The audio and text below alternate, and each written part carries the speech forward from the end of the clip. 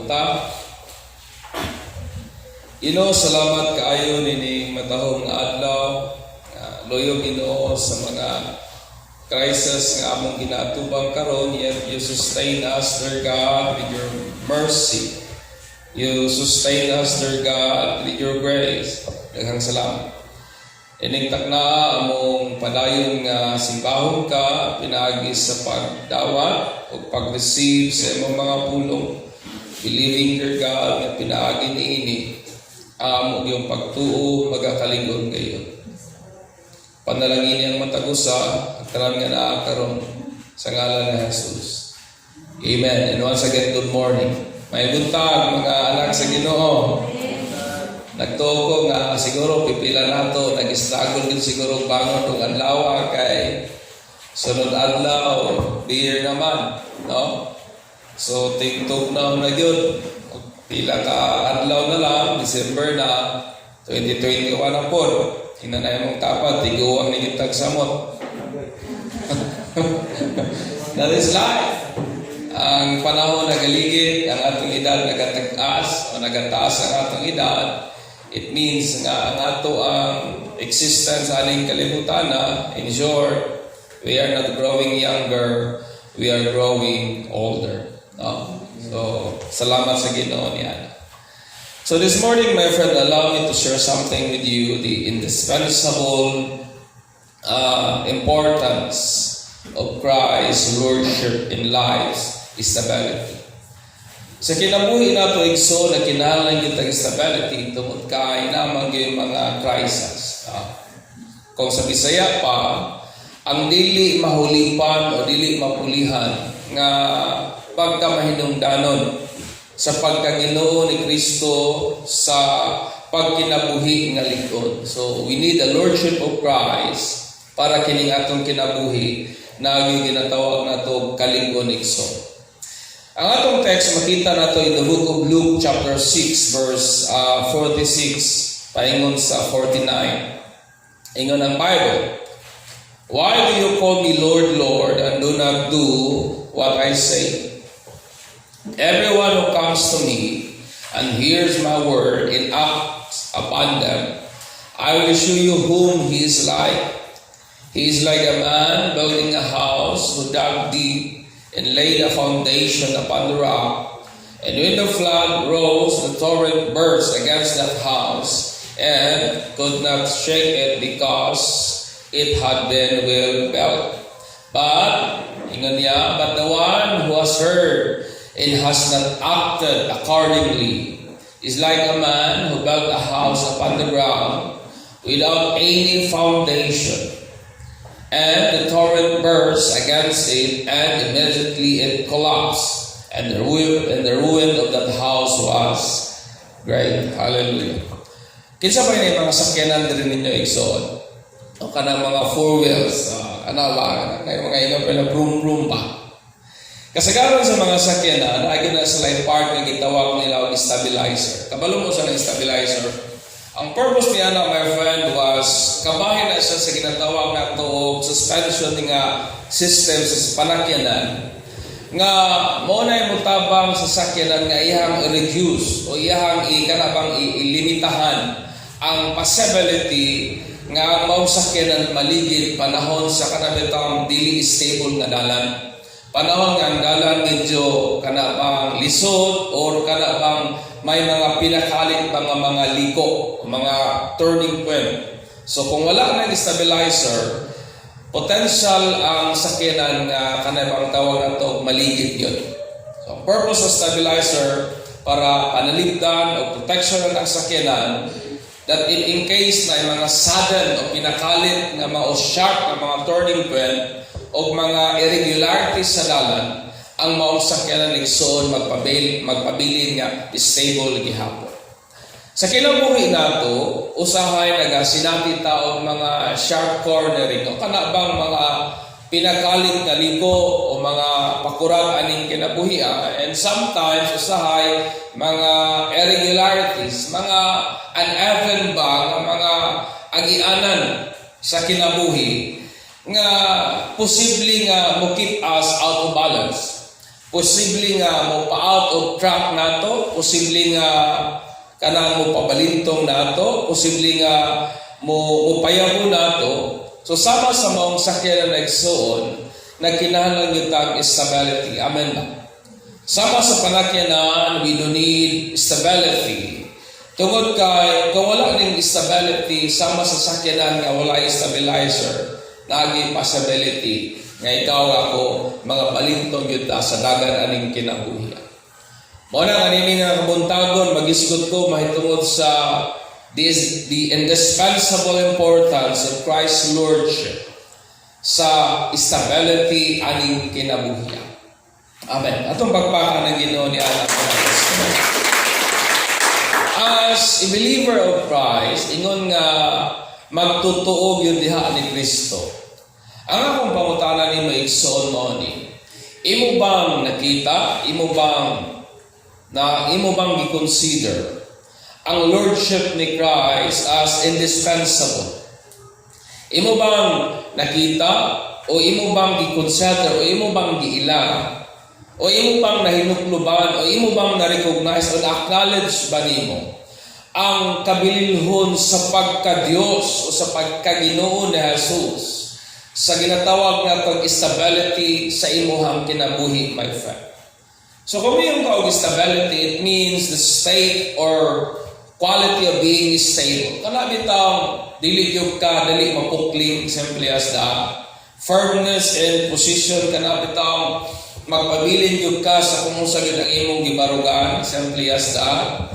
And then a continuance without change or permanence, resistance to change, especially sa mga sudden change or deterioration, steadfastness, constancy, or as of character or purpose. That is the word stability. Sa kinabuhi nato igsoon mo nang we do need stability. Amen ba? Tungod kay daghang mga detour, daghang mga sudden change sa kinabuhi, nga kung dili ka firm sa imong gibarugan, pwede mo pabalintong nimo. Sa kinabuhi, daghang mga butang nga mutukbod nato sa pagkaluya. That's why we must be resistant. Dapat resistant ta sa mga butang nga mo out of track nato sa atong pag-alagad sa Ginoo igsoon. Ingon na Jesus, ato ni himay-himayon, ingon niya, why do you call me Lord, Lord, and do not do what I say? Ang recipient ani na Jesus, sermon niya sa Mount, tali sa book of Matthew, nagwalis siya, daghang kayong thousands of people na minaw niya, o ingon na niya, oy, kamo, nganong inyo man kong gitawag, Ginoo, o wala naman po dahil ninyo ginabuhat kung unsay akong ginaingon. Gi-question na Jesus ang iyahang mga hearer on the account of His Lordship. So iyahang gipangutana ang iyahang mga tigpaminaw, mahitungod o may kabahin sa iyahang pagkaginoo ngadto sa ilahang kinabuhi. Nganong gatawag man sila kaniya Ginoo kung dili magaling gihapon buhaton o tumanon ang iyahang gipamulong. This means, my friend, that calling Jesus as our Lord, it means doing what He says. Amen. Nga nagpasabot kini kanato nga kung mutawag dahil ta kang Jesus nga atong Ginoo. Nagpasabot kini nga ato yung buhaton o atong tumanon ang usa iyahang gipamulong. Amen ba? That's why nga Jesus, why you call me Lord, Lord, and do not do what I say. Yung word po nga Lord, it means Kurios or master, Lord or master. Properly, a person exercising an absolute ownership rights, that is the word Lord, or exercising a full rights or ownership. It means simply as this nga sagud mo na ay 100% nga kanabang katungod sa butang na iyang gipanag-iyahan. Amen ba? That is the word Lord. That is the word Master. Nga kung mutawag ka kang Jesus, ingon nga imuhang Lord, it means He is your Master. Kung mutawag ka kay Jesus, ingon nga imong Lord, it means na siya absolute ownership rights. It means ikaw, iyahang property, amen ba? It means nga ikaw belong, it means nga ikaw ipanag-iya gyud ni Jesus. Amen. Napapadareksyon. Ang buong pasabot ni Jesus, simply as this, nga kung mutawag na kay Jesus as our Lord, it means He is our Master. Amen. Kung mutawag na kay Jesus, ingon nga ato ang Lord, it means He is our Master. Therefore, we are His servants. Kung siya mo'y ato ang agalon, kita mo'y iyahang ulipon. Kung siya mo'y atong labaw, kita mo'y ubos. Kung siya mo'y atong agalon, kita mo'y iyang sulugoon.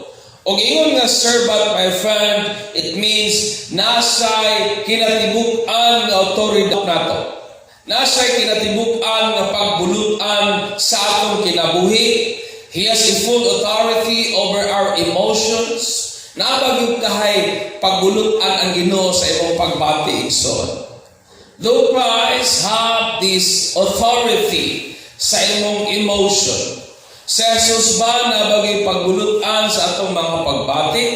Siya nabagay pagbulutan makaha sa atong mga tinguha, sa atong desire? Nabagay ka sa pagbulutan sa mga motibo nato sa kinabuhi? Nabagay ka sa pagbulutan sa atong passion o sa atong mga naghuro-huro nga mga gustong butanga aning kinabuhian? Nabagay ka sa pagbulutan sa atong damgo, sa atong gusto, sa atong mga priorities, sa atong manner, sa atong pamatasan, di ba? Sa atong estilo sa pagkinabuhi. Nabagay ka sa pagbulutan sa atong kanda, sa atong panguna-una, sa atong kalag, etc. It means, kung mayong kanga sa Jesus mo imong Lord, it means ang kinatibukan sa imong pagkatao, ana sa'y katungod. Amen. Napamataliya. If so, then we obey what He says. Simply as that. Kung si Jesus namin pagbulutan, ibabaw sa atong mga pagbati, mo na nga mas kiluyo sa atong mga pagbati, mutuman ka sa iyang ingon. Kung si Jesus namin pagbulutan, labaw kay sa atong mga damgo sa kinabuhi. That's why we sing yes to God. Labaw kay sa atong mga damgo. Kung mayroon ka nga sa Jesus na ipagbulutan sa atong panghuna-huna, that's why even though usay atong huna-huna, lahi og dagan, but still we say yes to God, tungod kay maski sa atong panghuna-huna, naman siya'y katungod igsoon. That's why if Jesus nasa'y full authority sa atong kinatibukan sa atong pagkatao, then we obey what He says. If not, then He is not our Lord. Kung si Jesus dili matuman sa imong kinabuhi, dili gid siya mo imong Ginoo.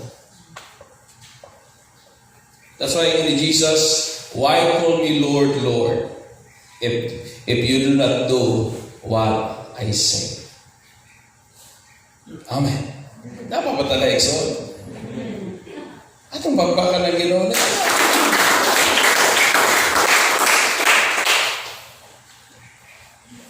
Ang akong pangutana, si Jesus bagyot kaha ang Ginoo nato. He is our God diha sa atong mga pagbati. He is Lord sa atong damgo. Lord, bagyot kaha siya sa atong mga priorities. Lord, bagyod kaha siya sa ato ang manners.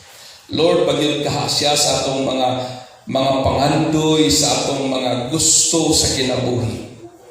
Siya bagyod kaha ang nagakatuman. Because if not, then He is not Lord to us. Amen. Napabata na Exod. Inga na emong tapad, Ginoo gid nako siya. Inga na. Napabata na Exod. That is the word Lord. Sa panahon nato karon igsoon, pating daghanag tao nagatawag kang Jesus Ginoo. Yet in their conduct, Jesus is not their Lord because sa ilahang mga gawing mga pamatasan, wala manila gituman kung unsay giingon ni Jesus. Because calling Jesus as Lord, it means He is your master and you are His servants. And being His servant, it means nata sa pagsunod sa iyang kagustuhan. It means nga ang kinatibuk-an sa atong pagkatao nasa'y pagbulutan. Nasa'y katungod sa imong kinabuhi. Tama ba diha? Kabantay ba mo ngayong word po nga servant, lalong yun kaya nasa nga tanan? O balik lang ko example sa times sa kaning kuan, kasi dugay naman ang word na servant. Sa times sa kaning reign sa Egyptian, ang Pharaoh lagi na sa mga servant. Then, sa panahon nga mamatay ang Pharaoh, ang servant, ubanon yun patay niya. Because, maski sa afterlife, mo serve yun gihapon sila. Ang punto mo na igsoon nga, mas ang servant, maski sa ihang kaugalingong kinabuhi, wasay katungod. Tungod kay kana nga katungod, naa sa iyang agalon. Ang nakalindot lang nato igsoon kay ang atong agalon, ang atong master, maayuman kay sa katanan. Amen. Mauman sa Jesus. Pagpakan natin sa lianan. Hallelujah. Yung word naman po nga say, kasi sabi ni Lord, kung inyo kong itawag na Ginoo, then you must do what I say. Nanobra na hinoon ko. Yung word po nga say, it means moving to conclusion or bringing it to closure or laying it nga to sa ginatawag na to grass or kapahulayan. Muna kaningon sa Jesus in Matthew 11, 28 to 30. Come to me, doon kamo kanako, kamong tanan nga ipangkapoy, kamong tanan nga nangabugatan, tungod kay hatagan ko kamo og kapahulayan. Ingon ni Jesus, take my yoke upon you and lean from me, for I am gentle and humble in heart, and you shall find rest for your soul. For my yoke is easy and my load is light. Ingon ni Jesus, kamong mga nangabugatan, doon kamo kanako, o pasaan na ninyo kining akong yugo. Kay kining akong yugo, gaan lamang kini, di ba? O dili ka na ko ingon pa na Jesus, makakaplagid mo kapahulayan. Kini nagtudlo nato mga igsoon, simply as this, that rest is found in the Lordship of Christ Jesus.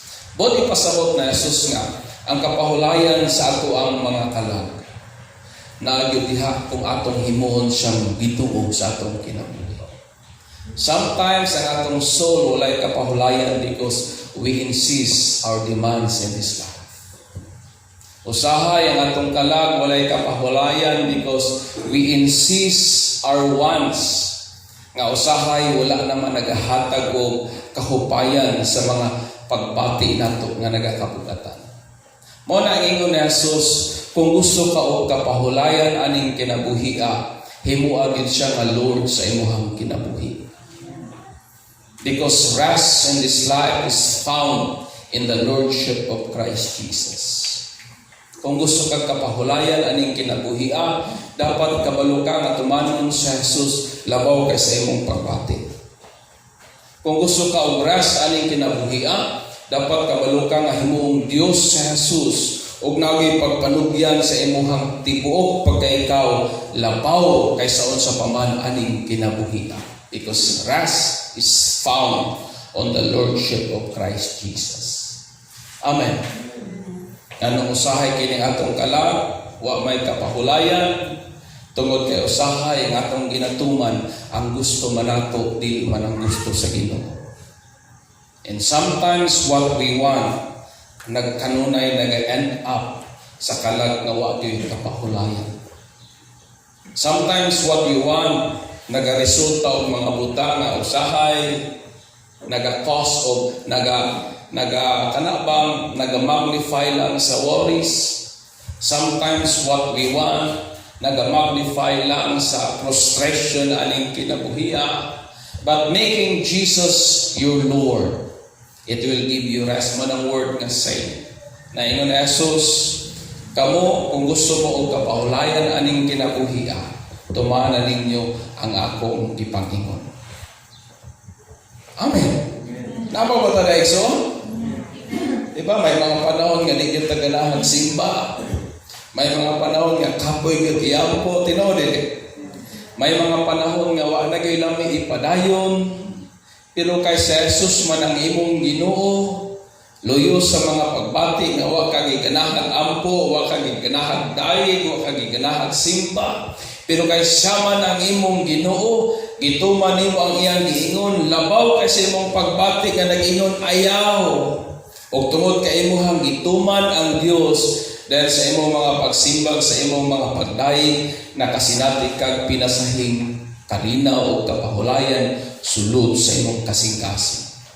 That's why ang tiunay nga kapahulayan aning kinabuhi ay igsoon. Imo lamang yung maangkon kung himuon imong Ginoo sa Jesus sa imong kinabuhi. Amen. Napamataliha. Atong pagpakan sa ni Ana. Hallelujah. Dalawa na Ginoo igsoon sa wala gyoy katapusan. O sa daingon ni Jesus, everyone who comes to me and hears my word, tanan nga niduol, hari kanako og nakadungog sa akong mga pulong, and act upon them, tanawan ninyo og naghimo, sumala sa ilang nadungog. I will show to whom he is like. Ingon ni Jesus, ako kang sultihan karon, kung ahan ako siya ipakisama. O sa ingon ni Jesus, sama siya sa sakataw nga nagtukod og balay, nagkalot og lalong, og ihang gibutang ang ihang balay sa lig-on nga pundasyon, mga bato. And then pag-abot sa mga unos o bagyo sa kinabuhi, ang maong balay wa gyud maunsa tungod kay nakapundar man sa maayong pundasyon. Amen. Ingon na Jesus, nga ihatang ipakisama sa usa ka tawo nga nagtukod og balay sa lig-on nga patukuran, kung atong buhaton ang iyahang mga pulong sumala sa iyahang gipangingon.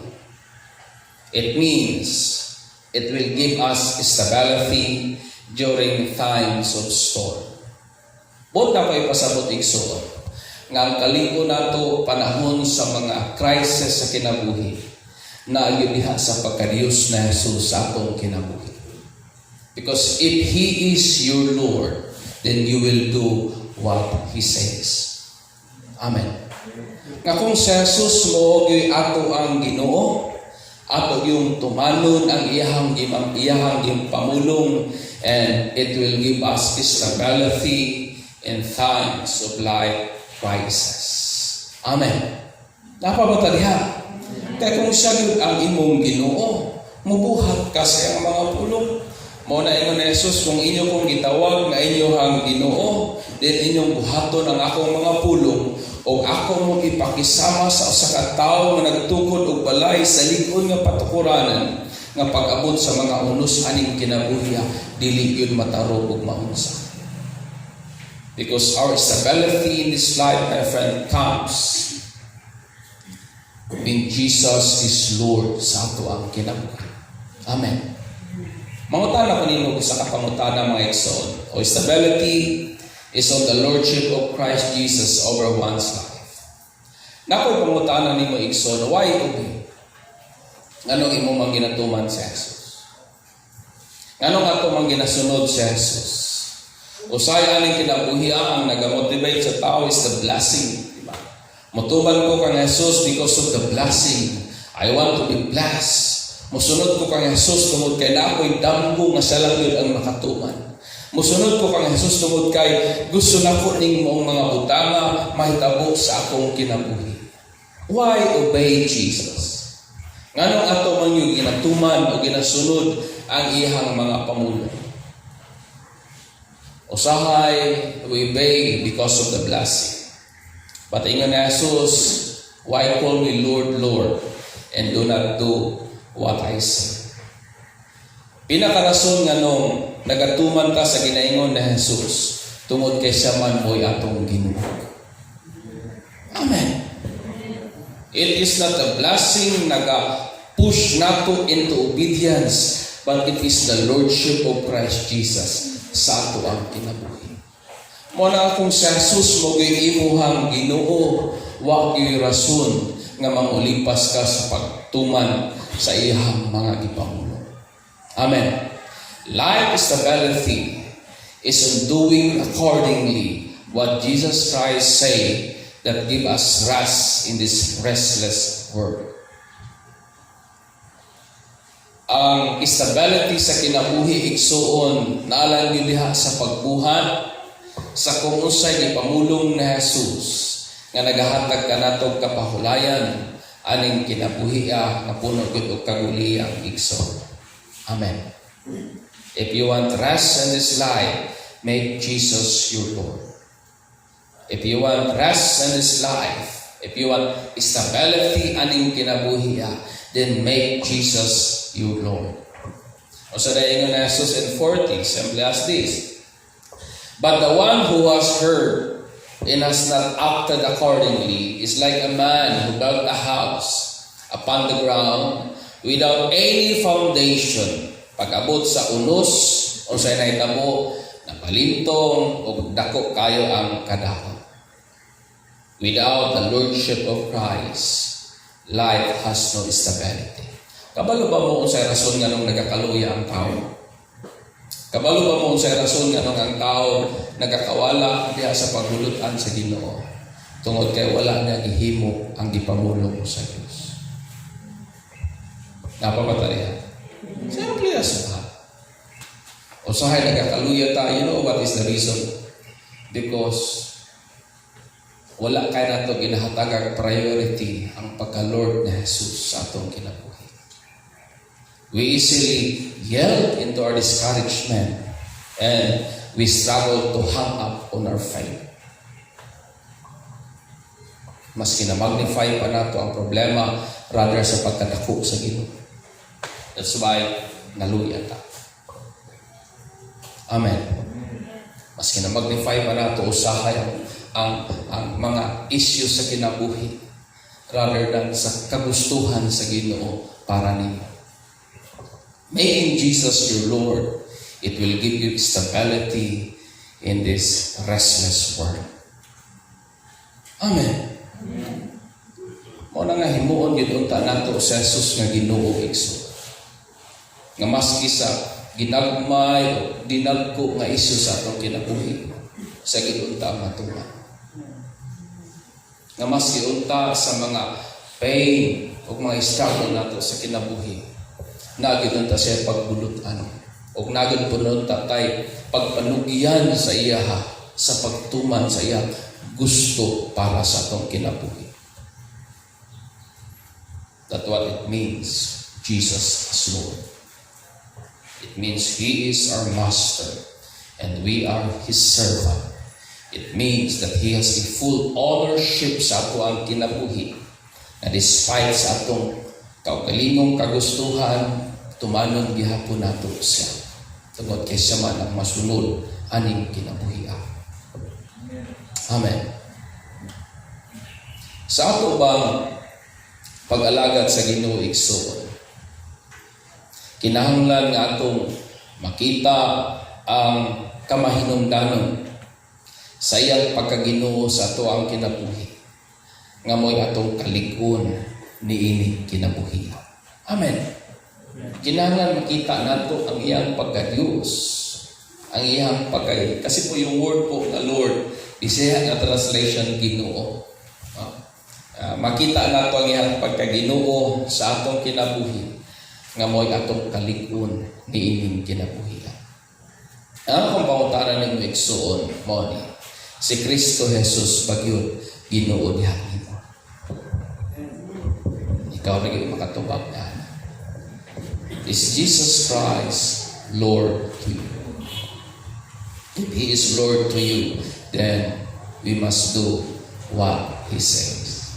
Kung sa Diyon ang ato ang Ginoo, naging pagpanugyan ngadto sa iyang pagbulutan. Naging pagpanugyan ngadto sa iyang authority. Naging pagpanugyan ngadto niya tungod kay una sa tanan iya hamantang gipanag-iya. Amen. Hallelujah. May mga panahon igsoon nga akong pagbati bugat, may mga panahon nga akong pagbati murag bagay lang itikang move forward but kinahanglan tungod kay ang imong ginatuman dili man ang sa imong gusto. Ang ato namang ginatuman karon katong unsay giingon sa Ginoo. Amen. Usahay na yung mga tao di struggle to forgive tungod kay ilang tao ilang pagbati nga nasakitan.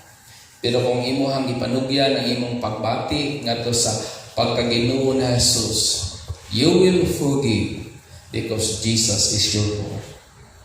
Amen. May mga panahon nga wa gyud lami iyampo yet we pray. Tungod kay atong ginatuman dili man tong atong pagbati nga wa giganahan nga moampo. Apan ang atong gituman katumang kagustuhan sa atong agalon nga moampo gyud ta tungod kay mo man ang labing maayo.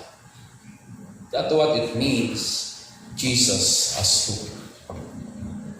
Kung ato nang buhaton igsuon, kung sagyod mo ay Ginoo sa atong kinabuhi, kung sagyod mo ay nagakatuman sa ato ang kinabuhi, ingon na Jesus, pag-abot sa mga unos o pagyo aning kinabuhi dili iyo ka matarot, dili iyo ka mabalinto. Pero kung dili galing sa ang Ginoo sa ato ang kinabuhi, ingon pa na Jesus, pag-abot sa unos aning kinabuhi grabing kadaot mahitabo. Amen. That's why po yung pagka-lordship ni Christ is indispensable. Dili gyud mahulipan ang iyang pagka-bililhon, dili gyud mahulipan ang iyang pagka-mahinungdanon. Hallelujah. That's why po ang challenge na po kanatong tanan ning kabuntagon karon. Make Jesus Christ your Lord. Amen. Himuag yun si Jesus nga mo matuman sa imo kinabuhi. Disiplinaha imong kaugalingon nga manugyan diha gyud sa kagustuhan sa ato ang Ginoo. Tungod kay aning kinabuhi ang tiunay man nga kapahulayan naman sa paghimo o naman sa paghimo kang Kristo nga ato ang Ginoo. Hallelujah.